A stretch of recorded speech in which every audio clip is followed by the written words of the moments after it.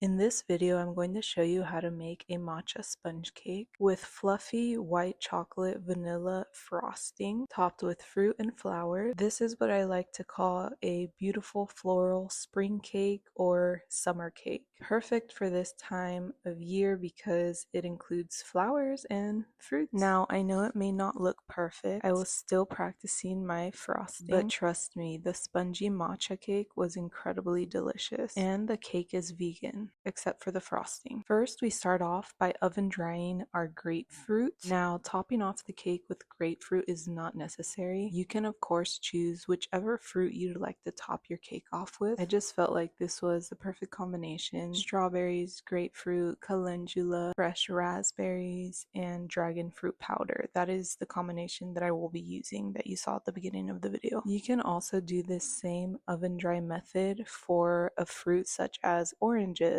if you would prefer that. But real quick, to oven dry the grapefruit, you will preheat the oven to 200 degrees Fahrenheit or 90 degrees Celsius. Slice the grapefruit very thinly, about 1/8 inch thick, real thin, okay? Because otherwise it's gonna take days to dry in the oven. Once you thinly slice them, pat the slices dry with a paper towel to remove excess juice. Arrange the slices on a baking sheet lined with parchment paper, and you will bake for 2 to 3 hours, flipping every 30 minutes until they are dried but still have vibrant color. Make sure they have cooled completely before adding them to the top of your cake. Moving on to our vegan matcha sponge cake. In one bowl, you will gather all of your dry ingredients, which include the following: 1 plus 3/4 cups of cake flour, that's 220 grams, or if you don't have cake flour, you can also use all-purpose flour plus 2 tablespoons of cornstarch. Add in 1 plus 1/2 teaspoon of baking powder, 1/2 teaspoon of baking soda, 1/2 teaspoon of salt, and about 2 tablespoons of matcha powder. High quality for vibrant color. You'll see me add in more matcha powder here at the end, and that's because I accidentally used teaspoons to begin with, but you want to make sure they are tablespoons so that the cake actually reflects that green matcha color. I am also using ceremonial matcha, which is the fancier, more expensive one that is like vibrant green and quality. This brand I feel like is quality, and I use it to make my little matcha drinks at home, but I actually recommend you use the grade, what is it called, grade whatever type of matcha, because that one is better for baking and such, not the ceremonial matcha. But that's all I had in hand, so it's okay. Either way, I love how this color turned out. It is so bright and green and beautiful. I'm using cane sugar, it will work as well. Using a handheld whisk, gently stir all of this so that it's all fully incorporated together. You will know when it is because the green matcha, you'll be able to tell by the color. So here I am adding more of it because, as I mentioned, I was using the wrong little spoon here, okay? And honestly, you can add more if you want it to be more vibrant, although it's kind of hard to tell the color that it's actually going to be until the wet ingredients have been incorporated. Now in this bowl, we will be adding our wet ingredients. So 1/2 cup or 120 milliliters of coconut milk. Add in 1/3 cup or 80 milliliters of a neutral oil. As you can see, I'm using melted coconut oil here. Add in 1 tablespoon of apple cider vinegar or lemon juice. This helps the cake rise. 1 teaspoon of vanilla extract and 1/3 cup of hot water. Gently mix the dry and the wet ingredients. So you will pour the wet ingredients into the dry ingredients and mix gently with a spatula. So the 1/3 cup of hot water that I mentioned in the wet ingredients, actually you want to add it in this step right here. You want to gradually pour that hot water in as you are slowly mixing everything together. Sorry about that, y'all, but yes. Keep going, get any like clumps out. You just need your spatula for this, honestly. The batter should be thin, but not too thin. Look at this texture right here. This is what we are aiming for. You're going to see me add a little bit of pistachio cream, and this is completely unnecessary, but if you have it in hand or you want to add a little extra oomph, go ahead and add some pistachio cream in there. I just happen to have it, and I want to make sure that I use the ingredients that I have in store, and it pairs very well with the matcha. I wanted to give it a little more flavor because personally I feel like matcha doesn't have that much flavor. It's just like You know, when it comes to baked goods, it's just the aesthetic of it. So that pistachio cream pairs very well,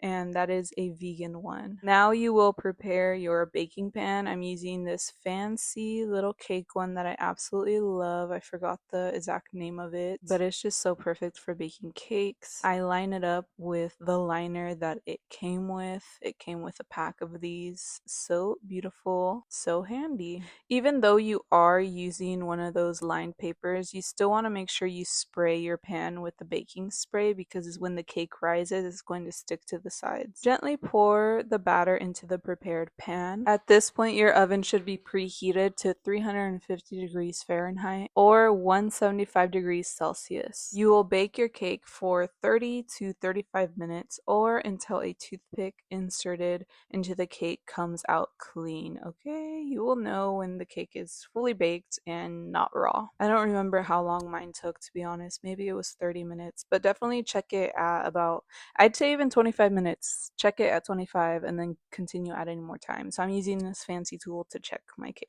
And now you make sure that it cools down before you decorate it. I do want to quickly note that the white chocolate fluffy whipped frosting that I mentioned at the beginning, which we're going to add in one moment, the full recipe for this is in a separate video on my YouTube channel. Please look it up. Please look it up. It contains 4 ingredients. It's so easy, and I promise you it's so delicious. It's an incredible recipe for floral or summery kind of cakes because it's such a light frosting. It's not a buttercream, it's not a Swiss meringue.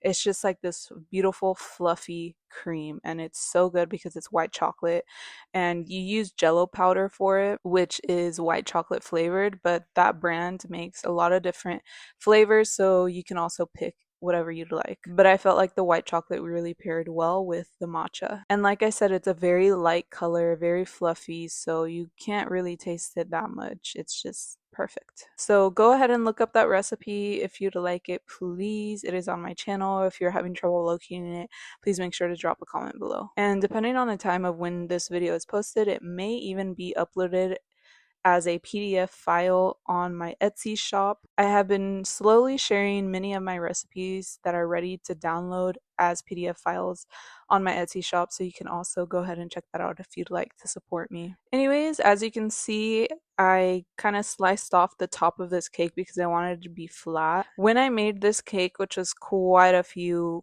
months ago, I did this right before spring, as spring was coming in, because I would deep clean my house and then I wanted to welcome in spring by making this beautiful cake. At the time of frosting this, I still am a beginner cake decorator. But what I was aiming for here was, man, I wish I had a picture. I probably do, but I'm not gonna look it up right now. It's just like this really fluffy kind of frosting on top, just like perfectly, effortlessly, aesthetically laid on top of the cake. So if you know how to do that, go ahead and do it. It shouldn't take that long, to be honest. And so the cake didn't turn out quite as I wanted it to, but you know, it's the thought that counts. So if you know what I was aiming for here, you know what I mean. It tasted incredible though.